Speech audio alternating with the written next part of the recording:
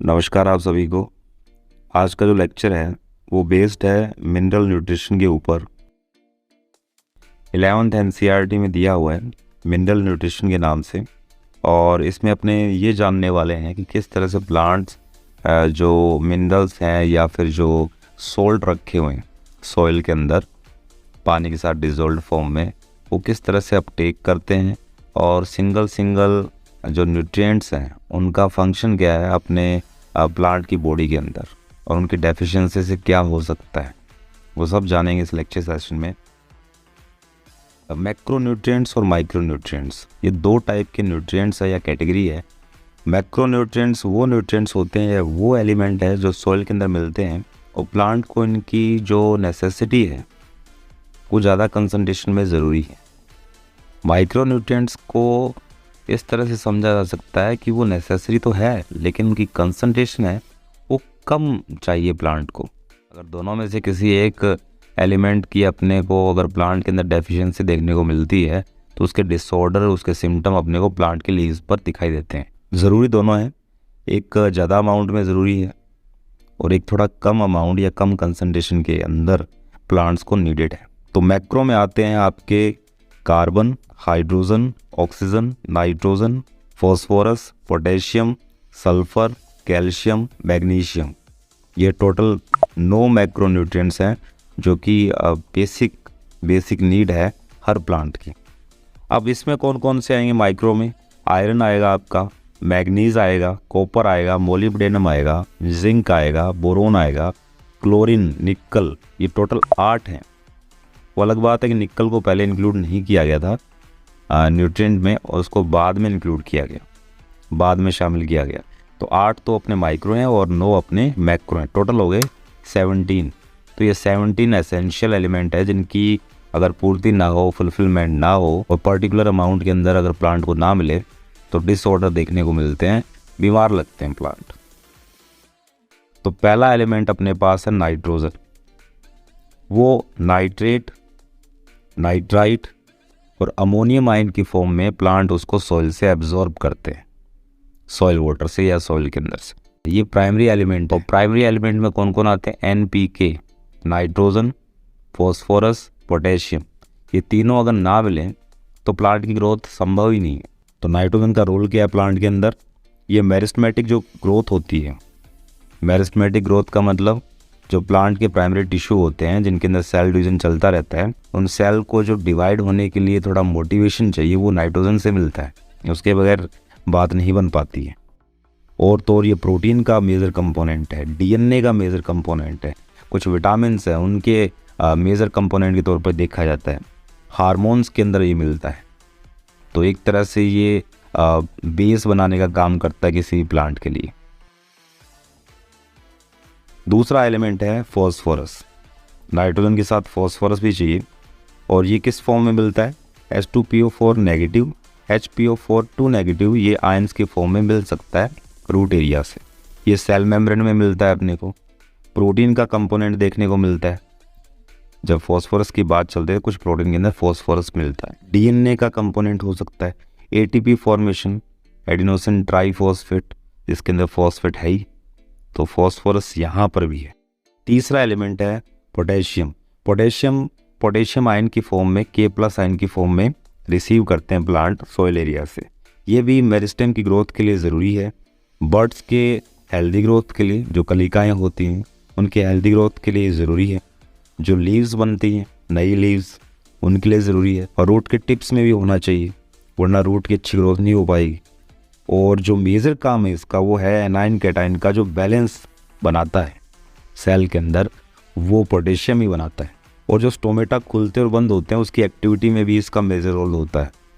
Potassium pump theory एक दी गई थी, उसके अंदर इसकी डिटेलिंग करते हैं अपने। स्टोमेटा का खुलना, स्टोमेटा का बंद होना, इनमें पार्टिसिपेशन कौन करता है? पोटेशियम करता है। अगला है कैल्शियम। अब जो सेल वॉल है प्लांट की, जो सेल वॉल है और जो मिडल लैमेला है, दो नेबरिंग सेल के बीच में जो एम्फी होने वाली जो सेल वॉल है या फिर सेल वॉल का जो पोर्शन है जिसको मिडल लैमेला बोला गया है, जिससे दो नेबरिंग सेल हमेशा कांटेक्ट में रहती है, उसको बनाने का काम भी कौन करता है? कैल्शियम करता है। सेल वॉल बनाने का काम कैल्शियम करता है। स्पिंडल्स बनाने का काम करता है, जो माइटोटिक डिवीज़न होता है, समसूत्री विभाजन हिंदी में बात करें तो उसमें जो स्पिंडल्स बनते हैं जो कि क्रोमोसोम को काबू में रखते हैं, वो बनेंगे तो कैल्शियम की वजह से बनेंगे, तो ये याद रखना है। अगला है मैग्नीशियम। ये मैग्नीशियम आयन की फॉर्म में प्लांट इसको रिसीव करते हैं सॉइल में से। रेस्पिरेशन के अंदर फोटोसिंथेसिस में जो एंजाइम इन्वॉल्व होते हैं उसके एक्टिवेशन के लिए मैग्नीशियम आयन का होना बड़ा ज़रूरी है। डीएनए आरएनए का जो फॉर्मेशन है उसके अंदर भी मैग्नीशियम आयन का बड़ा रोल है। आपने क्लोरोफिल ए की स्ट्रक्चर बनाई होगी, क्लोरोफिल बी की स्ट्रक्चर ड्रॉ की होगी, तो उसमें मैग्नीशियम सेंट्रल लाइन की फॉर्म में रहता है, बनाते हैं अपने। तो क्लोरोफिल के अंदर जो पोरफायरिन हेड होता है उसके अंदर पांचों रिंग के बीच में, जो पांचों रिंग्स होते हैं उनके बीच में ये मैग्नीशियम आयन सेंट्रल लाइन की फॉर्म में मिलता है। उसके बगैर क्लोरोफिल बनेगा ही नहीं। राइबोसोम की स्ट्रक्चर, राइबोसोम की जो स्ट्रक्चर उसको मेंटेन करने का काम कौन करता है? ये मैग्नीशियम आयन। अगर मैग्नीशियम आयन ना हो तो जो दो सब यूनिट होती है राइबोसोम की, एक 50-30 वाली, 60-40 वाली, वो कभी आपस में अटैच होगी नहीं, मिलेगी, ज्वाइन नहीं करेगी एक दूसरे को। वो दोनों कभी भी एक दूसरे को ज्वाइन नहीं करेगी अगर आपके साइटोप्लाज्म में क्या नहीं है? मैग्नीशियम आयन नहीं। तो याद रखिए। सल्फर, सल्फेट आयन की फॉर्म में प्लांट इसको रिसीव करते हैं। अमीनो एसिड है दो, सिस्टीन और मिथायोनिन। ये दो अमीनो एसिड है जिनके अंदर सल्फर मेजर कंपोनेंट के तौर पे अपने को देखने को मिलता है। उसके बाद कुछ जो को एंजाइम्स होते हैं जो एंजाइम को थोड़ा मदद कर देते हैं एक्टिवेशन के लिए, उनके काम में हेल्प करते हैं, उन को एंजाइम का मेजर कंपोनेंट सल्फर होता है। फेरोडोक्सिन के अंदर सल्फर है जो कि एक इलेक्ट्रॉन रिसीवर का काम करता है। किसके अंदर? फोटोफॉस्फोराइलेशन के अंदर, या कहें तो लाइट रिएक्शन के अंदर, जो कि फोटोसिंथेसिस में अपने पढ़ते हैं। पायरिन की बात करते हैं। ये ऐसा माइक्रोन्यूट्रिएंट है जो बाकी माइक्रोन्यूट्रिएंट की कंपैरिजन में प्लांट को लार्जर अमाउंट में चाहिए, ज़्यादा चाहिए। फेरोडोक्सिन के अंदर जिस तरह से सल्फर था, आयरन भी मिलता है। और साइटोक्रोम के अंदर आयरन, जो कि इलेक्ट्रॉन ट्रांसफ़र करने में मेजर रोल प्ले करते हैं। तभी साइक्लिक और नॉन साइक्लिक फोटोफॉस्फोराइलेशन है वो चलते हैं, कंटिन्यू रहते हैं। क्लोरोफिल का फॉर्मेशन आयरन के बगैर नहीं हो सकता। मैग्नीशियम तो नेसेसरी है, आयरन भी आना चाहिए। मैग्नीज की बात करते हैं। मैग्नीज है वो मैग्नस आयन की फॉर्म में प्लांट को मिलता है। ये एक्टिवेट करता है उन एंजाइम को जो इन्वॉल्व होते हैं फोटोसिंथेसिस में। आपको याद होगा कि फोटोसिंथेसिस में लाइट रिएक्शन के दौरान पानी टूटता है, उसका फोटोलाइसिस होता है। उस दौरान अगर मैग्नीज आयन ना हो तो ये काम होगा ही नहीं। तो इसके लिए आपको इसको याद करना है। इसी तरीके से फोटोसिंथेसिस के अलावा जो बाकी एंजाइम होते हैं रेस्पिरेशन के अंदर या नाइट्रोजन के मेटाबॉलिज्म में, उन एंजाइम को भी एक्टिवेट करने का काम कौन करता है? मैग्नस आयन या फिर मैग्नीज करता है। अगला है जिंक।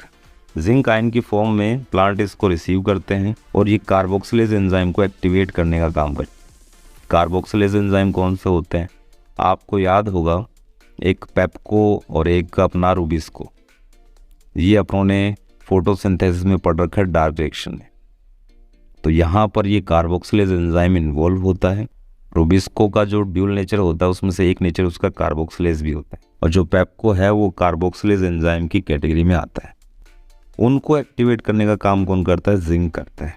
और जिंक को आप किस मामले में याद करोगे? जिंक को अपने को याद करना है ऑक्सीजन के बायोसिंथेसिस में।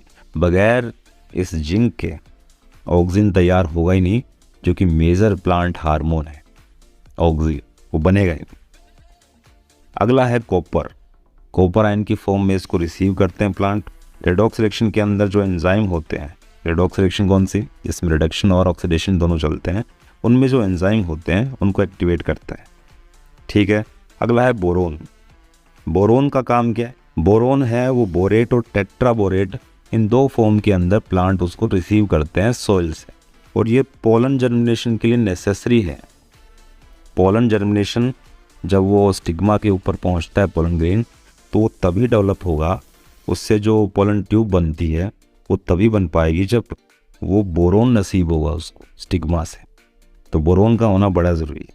और कैल्शियम आयन का अपटेक, कैल्शियम आयन को जब रिसीव करते हैं प्लांट उसके लिए भी ज़रूरी है। कौन ज़रूरी है? बोरोन। ये व्हीकल का काम करता है किसके लिए? कैल्शियम आयन के लिए।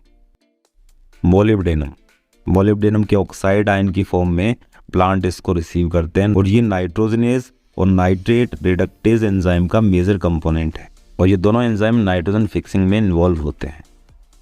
तो इसका मतलब ये है कि अगर नाइट्रोजन फिक्सेशन करवाना है तो मोलिब्डेनम का होना ज़रूरी है। और लास्ट आपका जो एलिमेंट आपकी बुक में दिया हुआ है वो है क्लोरीन। क्लोराइड आयन की फॉर्म में प्लांट इसको रिसीव करते हैं। जिस तरह से सोडियम आयन, पोटेशियम आयन एक सेल के अंदर आयन कैटायन का बैलेंस बना के रखते हैं, उसी तरीके से क्लोराइड आयन भी यही काम करता है। सोडियम और पोटेशियम आयन के साथ मिलकर ये सेल के अंदर एनायन और कैटायन का बैलेंस बना के रखते हैं। तो आई होप आपको समझ में आया होगा और इस लेक्चर सेशन में जो भी आपको क्वेरी है तो आप मेरे से पूछ सकते हैं। तब तक के लिए बने रहिए, टिके रहिए एंड इनहेल बायोलॉजी।